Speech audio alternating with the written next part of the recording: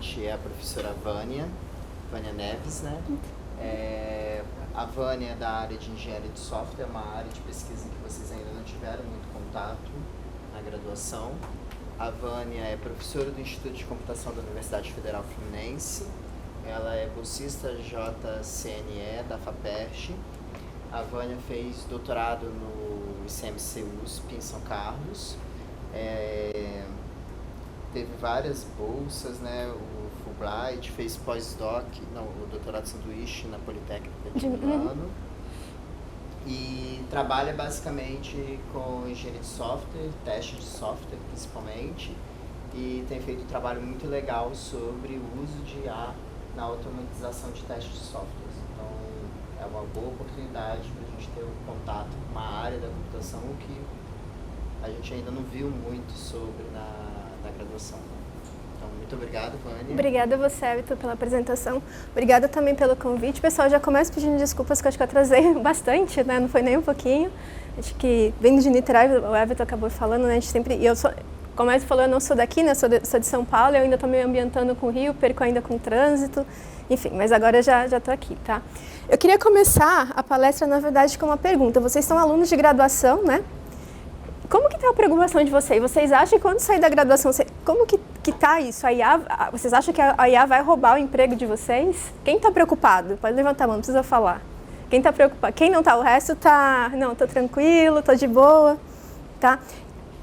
Eu vou voltar essa pergunta no final, tá? E depois eu quero voltar a discutir com vocês. Porque quando a gente pensa assim, olha, eu acho que é uma preocupação, né, em todas as áreas. A gente vê o pessoal de letras falando, e aí, será que eu vou ter emprego ou será que eu não vou ter? Tem um pessoal assim, enfim, né? Como o Everton falou, eu vou pular um pouquinho a apresentação, né? O meu nome é Vânia, eu sou da área de engenharia de software, eu não sou da área de IA, tá? Eu uso IA dentro do processo de automação de engenharia de software. Então, alguma coisa mais específica de IA, mais a profundo, talvez eu não saiba, tá? Eu só sei mais nesse uso mesmo. Então, eu sou professora do Instituto de Computação, eu gosto muito dessa foto lá do Instituto de Computação, se alguém quiser um dia conhecer, tá? Fica bastante. O restante, acho que o Everton já falou, né? Eu não vou repetir. Tá. Bom, voltando ao que eu estava comentando com vocês, né? Então, a pergunta era mais uma provocação, porque eu vejo isso, né?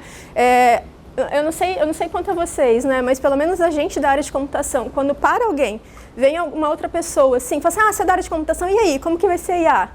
Então, pessoal de engenharia preocupado, pessoal de letras, pessoal da área de medicina, né? Então, acho que existe realmente isso, né? Como que está esse meu futuro do mercado de trabalho com essa nova coisa da IA, né?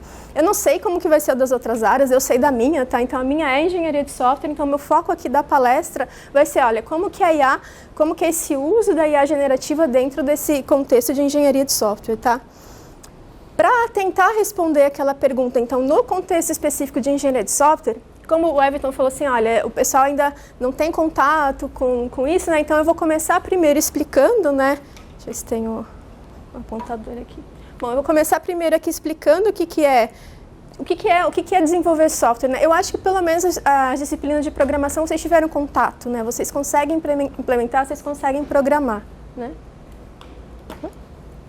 Bom, será que desenvolver software é só ir lá programar, implementar esses algoritmos? Então, começar explicando o que é ser engenharia de software, depois ter essa visão de como que a IA se aplica dentro desse processo de engenharia de software, né? O IA, os agentes, tá? E depois como que a gente discute esse finalzinho, né? Volta com essa pergunta de como que vai ser nessa questão do trabalho, tá? Primeiro, então, o que é engenharia de software? Vocês têm uma ideia? Fala assim, olha, engenharia de software, para que serve? Vocês acham que vocês já aplicaram engenharia de software quando vocês estão entendendo a ênfase em computação, né? Quando vocês estão lá implementando algum algoritmo, vocês acham que vocês aplicam engenharia de software? Mais ou menos, né? Tá, então primeiro, engenharia de software não é só desenvolver código, não é só programar, tá? A ideia, então, é organizar processos, né? Métodos e ferramentas, então são essas três palavrinhas-chave quando a gente fala. Então, a engenharia de software ela define processo, método e ferramenta para desenvolver. Então, talvez vocês tenham aplicado alguma coisa ali no desenvolvimento, mas também para manter e evoluir. E, principalmente, tá, o que a engenharia de software está preocupada? Com qualidade. Então, a ideia é desenvolver aquilo que a gente está proposto para entregar um produto com qualidade. Por isso que a gente precisa desses processos, desses métodos e dessas ferramentas também, tá? Então, primeiro, ela vai organizar o trabalho. toda a parte de gerência, o que precisa ser feito, pessoal, contratação, está ali dentro desse escopo de engenharia de software também. Métodos e práticas, tá? Que métodos que eu preciso fazer para desenvolver um algoritmo? Que técnicas que eu preciso? Que padrões que eu consigo seguir para que eu consiga entregar aquele meu produto, tá? Foco na qualidade, eu já falei, olha, a questão aqui quando a gente emprega, porque a gente pode desenvolver qualquer tipo de software. Olha, eu sei implementar em Python, eu sei implementar em C, consigo desenvolver um programa. Será que eu estou entregando o programa que o meu usuário quer? Ele tem qualidade? Será que ele não vai ficar dando bug toda hora? Então, o foco é realmente na qualidade, tá? Então, o objetivo é entregar um software com qualidade. Aí, para fazer isso, a gente tem algumas atividades que são essenciais dentro da engenharia de software. Primeiro, a primeira coisa, olha, o seu João da padaria, ele quer lá um software para automatizar o processo da padaria dele. A primeira coisa que a gente precisa fazer quando a gente pensa em engenharia de software é, eu preciso entender o que o meu usuário quer. Tá? Aí vem então essa parte que a gente chama de requisitos, fazer a licitação, tentar entender aquilo que o usuário quer. Porque às vezes para o seu João da padaria é muito fácil falar, eu quero um software para automatizar aqui, da padaria é um exemplo fácil, a gente sabe mais ou menos como funciona, né? Mas imagina, eu quero um software aqui que, sei lá, ele assa o pão automaticamente, enfim, está pensando lá, mas e ele não fala isso para a gente. A gente precisa entender, tirar aquele conhecimento dele. Então, entra aí várias técnicas de levantamento de requisitos, é explicar, é escrever. Aí tem várias formas de fazer essa escrita, daqui a pouquinho eu mostro uma para vocês, tá? De escrever isso dentro de um processo, tentar entender, compreender o que ele quer, para deixar tudo de alguma forma muito bem documentado e auxiliar as outras etapas depois também. Uma vez que a gente já entendeu o que o meu usuário quer, o próximo passo, então, é fazer o projeto. Quando a gente desenvolve uma casa, imagine um arquiteto mesmo, engenheiro de uma casa, um engenheiro civil. Ele já, olha, beleza, eu quero uma casa. Depois disso ele já vai lá e constrói a casa? A gente precisa entender o que o meu usuário quer, né? Mesma coisa, aqui no caso a gente vai estar fazendo um levantamento de requisitos. Depois a gente precisa projetar a casa. Nesse caso aqui também, a gente vai precisar projetar o nosso software. Então, tentar entender quais são os principais tipos de arquitetura. Então, a gente estuda a arquitetura dentro de engenharia de software, quais os principais padrões de projetos que a gente precisa aplicar. Então, a gente, de alguma maneira, qual é o melhor estilo arquitetural que se aplica dentro desse problema específico. Então, são tudo coisas que a gente estuda dentro dessa questão do projeto. Beleza, defini o meu projeto, defini os meus principais componentes que estão ali, as principais camadas, o estilo arquitetural que eu preciso olhar. Agora sim, a gente começa a implementar. Igual na engenharia civil, defini meu projeto, a gente vai lá e chama lá os pedreiros e constrói lá os tijolinhos. Eu gosto de fazer essa analogia porque, para mim, o mais importante não é o desenvolvimento do código, é essas partes que vieram antes, tá? Igual na engenharia civil. Olha, uma vez que está tudo muito bem documentado, o que precisa ser feito, eu preciso ir lá e fazer o trabalho mais braçal. Então, a implementação aqui, no meu ponto de vista, é o trabalho mais braçal. Óbvio que às vezes tem alguns problemas que são bem mais complicados, acho que o Everton sabe muito bem desses problemas, mais que eu, tá? Mas em geral, assim, algo que relativamente corriqueiro é uma coisa bem mais simples de implementar, tá? Aí, beleza. Terminei, o meu software está pronto, eu preciso validar se aquilo ali está correto, tá? Então, aí entra uma nova fase, que é os testes. Eu estou falando isso como sequencial, mas dependendo do processo de desenvolvimento, nem sempre às vezes é sequencial. Às vezes implemento um pouquinho, ou faço uma parte de um projeto, vou lá e testo. Mas enfim, acho que dessa maneira sequencial fica de alguma maneira mais fácil de entender. Eu faço, assim, eu executo o meu problema, meu software ali, para ver se ele atende esse requisito do meu usuário. Tá? Acabou aqui? O que vocês acham? Peguei, terminei de desenvolver meu software, está pronto, vou lá e entrego para o meu cliente. Acabou? Só começou, tá? Aí é isso. O que vai acontecer? Meu cliente vai, não era bem isso que eu queria, você não entendeu tal coisa, eu queria mais ou menos assim, assim, assado. Ah, você não implementou tal coisa, que às vezes ele nem tinha pensado que sabia que queria, né? Então, olha, eu não implementei isso, agora eu preciso colocar aqui. Ou surge algum erro, surge algum problema que eu preciso corrigir. Então, o próximo passo é o que a gente vai chamar da fase de manutenção. Tá? Então, a gente vai fazer a manutenção desse software, corrigir esses problemas, fazer a evolução do meu software, acrescentar mais funcionalidades, enfim. tá? Então, essas são as atividades essenciais que a gente tem na engenharia de software. Repetindo, eu falei isso como uma maneira mais cíclica, mas nem sempre é cíclica. Então, depende muito também do problema do meu cliente, como que eu preciso como que eu vou querer entregar aquilo, ou algo nesse sentido, tá? Mas, de alguma maneira, as formas que eu vou desenvolver isso, vai ter geralmente essas atividades, mas às vezes em processos diferentes, enfim, um paralelo, sequencial, algo nesse sentido, tá? Agora, a questão aqui é que o uso de IA dentro dessas atividades, na verdade, eu vou voltar. Vocês acham que o uso de IA dentro dessas atividades já é uma realidade em todas essas que eu mostrei? Quem aqui já usa IA para implementar alguma coisa? O Everton não está vendo, não. Passou, né? Vocês estão respondendo já com a IA para gerar código, alguma coisa assim, né? Então, realmente, o uso de IA, ela já é uma realidade, tá? Não sei se vocês conhecem o Stack Overflow. Tá, acho que, enfim, aquela plataforma de perguntas e respostas, né? Antes da IA, uma era muito antiga, né? Acho que nem ninguém lembra mais, antes da IA generativa, né? Alguém tinha dúvida do que a gente ia fazer? Consultar o Stack Overflow, né? Alguém já consultou nesses últimos anos? Tá. Então, normalmente, todo ano, eles fazem esse survey, né? As perguntas para os desenvolvedores. E nesse ano, em 2025, no ano passado, eles queriam saber como que está esse uso de IA dentro desse processo de desenvolvimento. E aí, eles chegaram à conclusão que 84%, né, já usa ou planeja usar as ferramentas de IA dentro do processo de desenvolvimento, tá? 51% deles já usam diariamente. E 60% normalmente tem uma visão favorável desse uso aí. Então, ele já é uma realidade. Então, quando a gente pensa em IA aqui dentro do desenvolvimento, a gente já está usando. Então, a adoção da IA não é mais apenas uma hipótese, já é uma realidade mesmo, né? Já faz parte das práticas de desenvolvimento de software, tá? Agora, o que vai mudar? Como que a gente... Aquelas fases que eu estava comentando com vocês, era como que a gente fazia isso tradicionalmente, antes, pré-2023 para 2024, tá? O que vocês acham que mudam de acordo com cada uma dessas fases, tá? Em cada uma dessas etapas, tá? Como que a IA vai transformar cada coisa delas, tá? Primeiro, a gente pode entender aqui um uso possível, que eu acho que é o que, na verdade, acho que normalmente é o ponto que está hoje, talvez, é o uso da IA como um assistente dentro do desenvolvimento, né? Então, a gente pode utilizar, por exemplo, a IA para ajudar a gente a escrever histórias de usuário, como... provavelmente vocês não conhecem, mas é uma forma de escrever requisito, tá? Critérios de aceitação, eu quero saber se aquele meu software, aquele requisito que eu escrevi, quando eu entregar o meu software, ele está atendendo o que vai ser especificado, então eu consigo usar ele como um assistente. Dentro do projeto, ele poderia ajudar para auxiliar ali mesmo, né? Olha, que estilo arquitetural que eu posso utilizar, que componentes que eu poderia resolver, que arquitetura que eu posso utilizar aqui. Implementação, não preciso nem falar, né? Vocês já levantaram a mão, eu acho que quando vocês falam, eu uso provavelmente na parte de implementação, gera código automaticamente, né? Eu só dou ali meu problema, ele já consegue gerar, tá?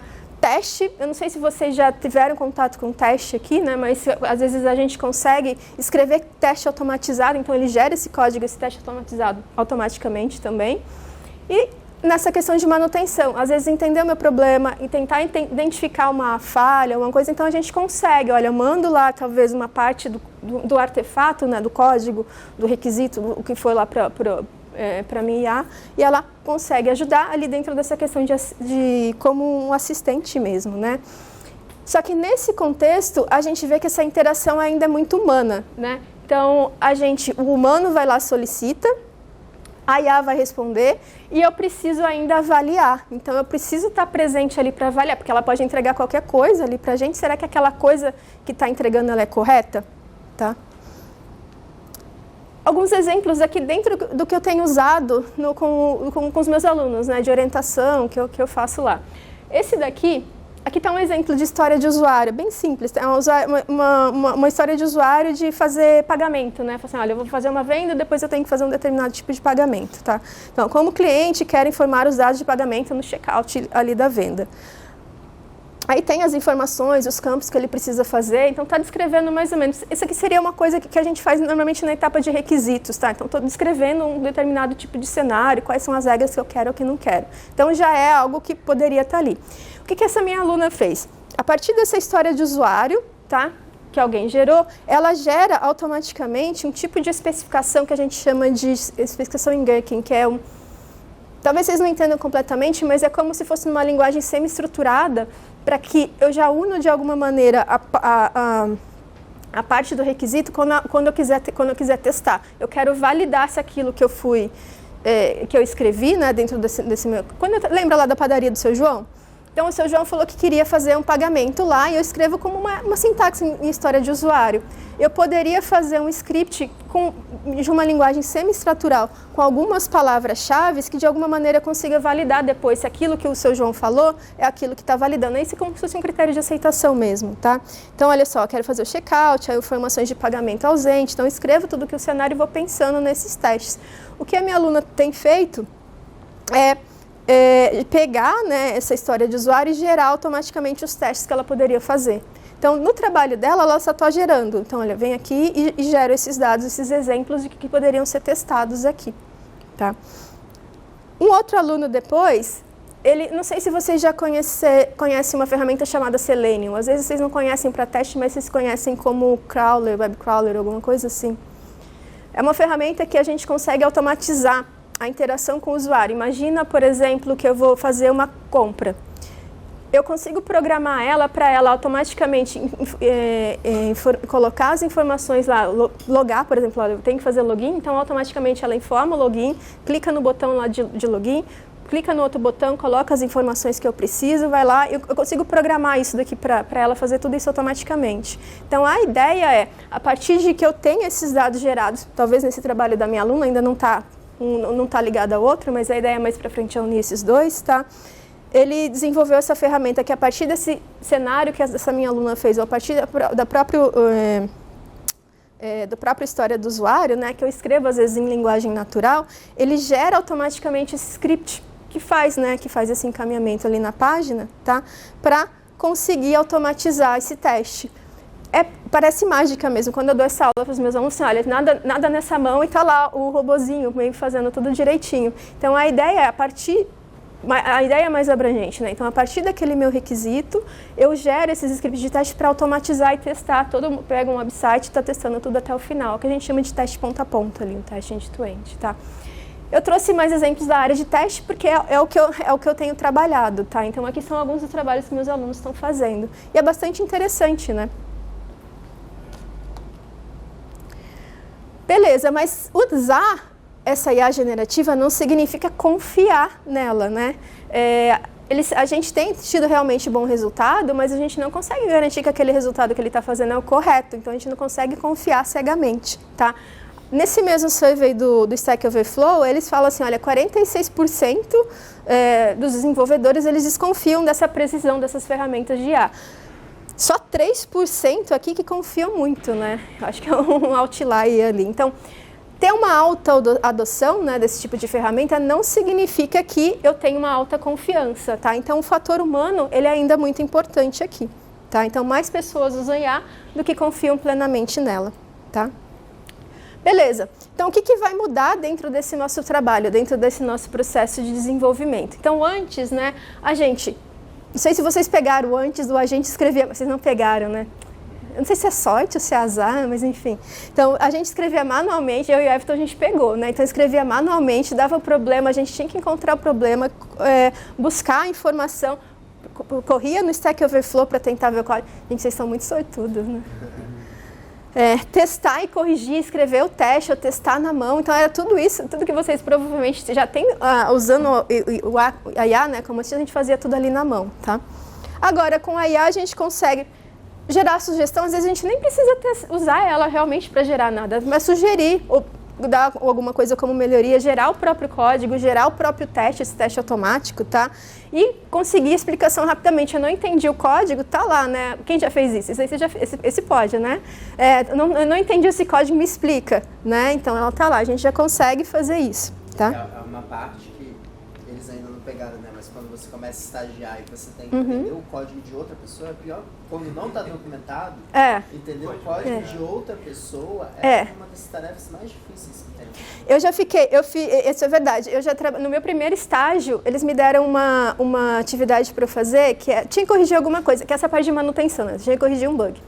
Eu fiquei uma semana para descobrir onde estava o problema. Assim, era muito mais fácil eu ter refeito tudo Eu fiquei uma semana para descobrir o problema e eu só tinha que alterar uma linha. Então, era muito mais fácil. Isso daí, o que faltou ali? O que vocês acham? Engenharia de software. Então, lembra? Engenharia de software é conseguir desenvolver o meu software com qualidade. A qualidade não é só para o usuário, é vista também dentro do desenvolvimento. Então, ser fácil de manter, ser fácil de desenvolver depois e de entender. Tá? Então, estava faltando muito isso, né, nessa questão. Então, e acaba sendo mais difícil. Tá? Bom, agora, né, a gente está com um novo foco, então. Beleza, a IA pode gerar realmente alguns desses artefatos para a gente, só que agora a gente vai precisar avaliar essa precisão, né? Validar o contexto, se ela está gerando ali faz sentido ou se não faz, considerar algum risco que poderia estar impactando, né? Por exemplo, eu estou expondo os meus dados para alguém externo, faz sentido eu utilizar dentro disso daqui, né? Principalmente, de novo, garantir a qualidade do que ele está gerando. Então, a qualidade a gente não deixa de precisar, tá? Então, a gente tem aqui realmente uma menos execução manual e mais aqui uma orientação, revisão, né? E a validação do que está sendo feito, tá? Eu gosto dessa... Agora, é como se fosse uma evolução do desenvolvimento de software, né? De como era antes e como era... Isso que vai repetindo, mais ou menos, de algumas outras palavras, né? Então, nos primórdios, assim, há muito tempo atrás, tipo, nem 5 anos, né? A gente, ou até antes disso, né? Programadores expressavam a lógica escrevendo código. Então, era uma época que a gente escrevia o código, cada if era estar lá digitado, a IA não gerava não, né? No máximo, sugeria alguma coisa ali, tá? Então, a gente chama essa época aqui de codeware, né? Então, a gente era muito baseado em código. Veio, então, essa questão do neuralware, né? Então, a gente tem começaram a vir os modelos de machine learning, por exemplo, precisavam, então, escrever alguns modelos mais dentro desse contexto aqui, treinar modelo, treinar dados, né? O que a gente tem visto aqui nesses últimos, talvez, 3 anos ou mais, né, é esse promptware. Na verdade, agora os desenvolvedores pensam a lógica do que eles querem fazer agora através dos prompts. Então, olha, o que eu preciso fazer, ele vai lá e gera, tá? O que a gente tem visto agora, uma mudança dessa época para os tempos atuais, é o agentware. Então, agora a gente está deixando de ter essa questão de ser muito prompt e a gente agora está começando a lidar com os agentes. Tá? Então, agentes autônomos que tomam decisões ali para fazer automaticamente, interagem até com os outros modelos para fazer esse fluxo de desenvolvimento. Tá? Então, agora, o que a gente está mudando dentro desse fluxo de trabalho? A gente vai mudar essa forma. Lembra que eu tinha comentado com vocês? Antes, a gente ainda tinha essa questão do humano que vai lá, avaliava a precisão, se estava correto ou se não estava. Usava essa IA generativa mais como assistente, né? Tem lá o prompt, qual que era a resposta, gerava alguns artefatos pontuais. Então, provavelmente era isso que vocês estavam fazendo, né? Então, eu gero código, eu vou ali e gero teste, melhoro aqui talvez o requisito ou algo nesse sentido. A gente está evoluindo, tá, para essa questão dos agentes de IA, tá? Então, o que seriam esses agentes de IA aqui, tá? Não sei se vocês já conhecem, vocês já usaram. Alguém já usou? Parece mágica, né? Então, não parece? Olha lá. São sistemas, então, que de alguma maneira eles percebem o ambiente, né? Planejam e agem de uma forma mais autônoma, tá? Então, a gente tem, primeiro, a gente define quais esses objetivos, de alguma maneira, ele faz o planejamento, né? Executa depois uma ação, depois ele observa esse resultado da ação para saber se conseguiu ou se não conseguiu, e se for necessário ajusta e fica nesse ciclo, até que ele atinja lá esse ciclo de trabalho. Aqui normalmente é um agente, né? Essa história de agente ela não é nova, então ela já vem há muito tempo. O que é novidade aqui agora é que dentro disso agora a gente tem o cérebro, que é as questões da CA generativa das LLMs, que agora elas são muito mais poderosas, tá? Então eles conseguem, olha, eu preciso desse resultado aqui. Não atingir? Então peraí, eu vou ficar nesse ciclo até que eu consiga refazer, ou eu preciso agora de alguma outra coisa. Peraí, eu vou consultar alguma outra ferramenta para fazer e dou a resposta e faz meio que todo esse ciclo autonomamente, tá? Então, em engenharia de software, a gente consegue, com esses agentes, investigar quais são as falhas, conseguir modificar sozinho um determinado código. Lembra que eu fiquei uma semana para tentar corrigir o problema? Provavelmente esse agente ia fazer em alguns minutos, tá? Executar os testes, né? Algumas tarefas de teste, tentar nova correção, não deu certo, vai lá e fica nesse ciclo até dar certo, né? Eu também tenho alguns alunos que estão trabalhando com esse fluxo de agentes, mas um tipo de desenvolvimento, simulando um tipo de desenvolvimento que a gente chama de TDD. Eu não sei se vocês já ouviram falar, é Test Driven Development. Então a ideia é, provavelmente quando alguém te passa um exercício de algoritmo, vocês vão lá e implementam. Tá? Com o TDD, a ideia é o seguinte, antes de implementar, a gente escreve o teste automatizado primeiro. Tá? Então, olha, fatorial. Eu primeiro escrevo, por exemplo, qual que é o resultado de fatorial de fatorial de 0. Eu escrevo o caso de teste, quando dá 0, o resultado é 1. Depois eu preciso escrever um código que passe nesse teste. Então, um código mais simples possível que passe nesse teste. Por exemplo, o código mais simples possível que passe nesse teste, quem que poderia me dar um exemplo? Fatorial de 0 é 1. Eu estou testando, né? Quando eu dar 0, o resultado é 1. Eu só preciso de um código o simples possível que passe nesse teste. Gente, isso é muito difícil. É só o simples possível. Hã? Saída 0? Return, não. Se eu entrar o 0, return 1. Esse é o código mais simples possível para passar nesse teste. Então, essa é a ideia do DDD. Aí depois eu vou lá e escrevo um outro código. Eu estou fazendo muito baby step, então muito passo pequenininho. Óbvio que geralmente são passos maiores aqui, mas para vocês entenderem, tá? Aí eu preciso criar um outro caso de teste, por exemplo, fatorial de 2. Aí eu vou lá, vou assim, agora, e eu vou nesse ciclo. Então, vou lá, modifico o código para passar no teste, tem um ciclo de ajuste ali também. Então, é mais ou menos isso quando a gente fala de desenvolvimento orientado a teste. O que os alunos estão fazendo é criar agentes específicos, criar todo esse fluxo que, dado um determinado problema, eu consigo pensar em agentes que fazem tudo isso. Então, o que eles pensaram? Tá? Então, primeiro eu vou ter um agente de analista, é igual alguém que vai estar entendendo os requisitos. Então, um agente que vai lá, está interagindo com o usuário e fala, o que você quer fazer? Até que o agente entenda, está claro, não está, precisa de mais coisa, e ele mesmo vai perguntando para o usuário que informações que ele precisa. Então, eu tenho um agente específico que só faz isso. Aí depois ele vai ter um engenheiro que vai validar, né, o que vai precisar ser feito, verifica se algo está correto ou se não está, e fica aqui até esse ajuste ser feito. Uma vez que ele está concluído, eu entendi realmente o meu problema, o que a gente vai fazer ele chama esse agente de planejador. Lembra que eu expliquei o fatorial? Eu falei assim, olha, esse teste, é como se ele dividisse aquele requisito maior em requisitos menores. Tá? Para aí ele vai só pensar nisso, nesse ciclo de TDD. Aí ele manda para esse ciclo de TDD que ele chama nesse subgrafo, né, que a ideia é ficar desenvolvendo, até que, olha, o meu software é isso mesmo, tem um outro agente avaliador e termina aqui. Senão ele vai ficar revisando até aqui. Esse subgrafo, na verdade, ele implementa esse ciclo de TDD que eu acabei de falar com vocês. Então ele vai ter um outro agente que é engenheiro de testes, que é o que vai escrever os testes, né?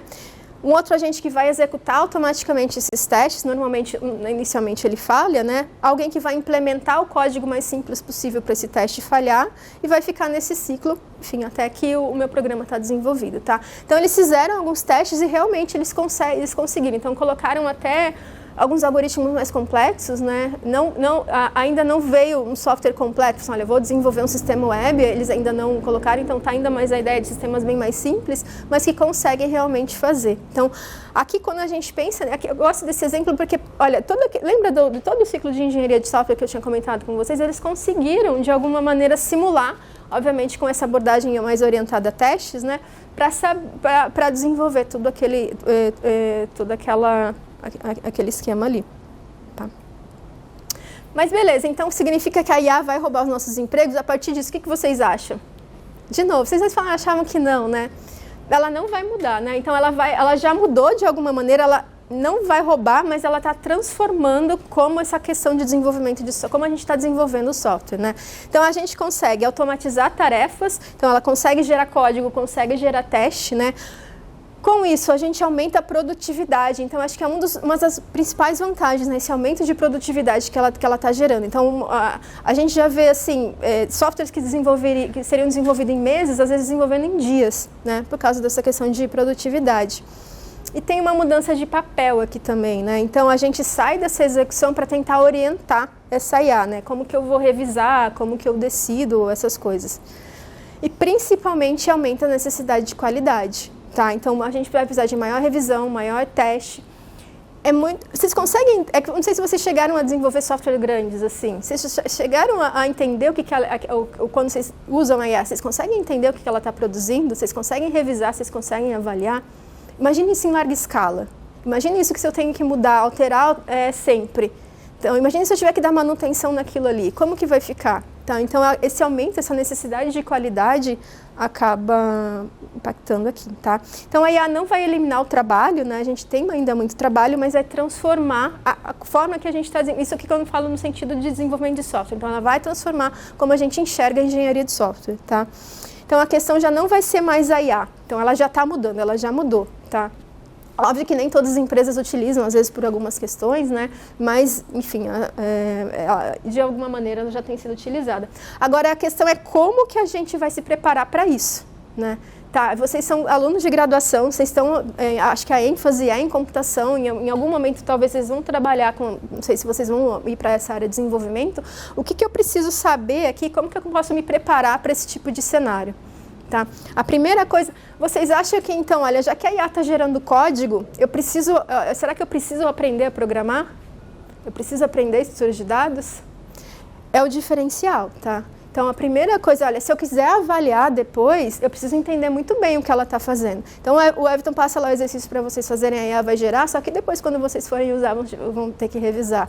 Vocês estão tirando esse papel, essa parte fundamental de vocês, tá? Então, essa base que é importante. Então, ainda precisa dominar. Acho que há uns 2 meses eu estava aqui numa conferência, a principal conferência de engenharia de software, e o que tinha sido a maior... todas as sessões eram sempre isso, os agentes na era de IA generativa, como que vai ficar a engenharia de software. É que foi meio que um resumo do que eles estavam falando, mas todo mundo, todos os comentários, todos os painéis a gente precisa dominar bem os fundamentos, tá? Então não adianta pular, não adianta. Então o professor está passando um exercício lá para vocês, aí vai gerar em 1 minuto, só que depois, como que vai ser, qual é o diferencial de vocês no mercado de trabalho? Como que vocês vão conseguir avaliar, tá? Então, estrutura de dados, algoritmos, engenharia de software, eles ainda são muito importantes, tá? Agora a gente precisa também aprender a trabalhar com IA, tá? Então, usar essas ferramentas, conhecer essas ferramentas, como que a gente consegue explorar essas soluções acabam sendo um outro tipo de diferencial também, como que eu consigo automatizar, tá? Desenvolver o pensamento crítico, tá? A gente vai precisar avaliar esses resultados depois. A IA, de alguma maneira, acho que vocês percebem, ela está automatizando isso, só que ela tem uma desvantagem depois, né? A gente está perdendo, às vezes, nessa questão de desenvolvimento. Eu tinha uma habilidade muito melhor de escrita antes da IA do que agora. Eu falei assim, agora, peraí, parece que eu tenho uma muleta ali, né? Então, de alguma maneira, a gente precisa tentar se policiar nisso, né?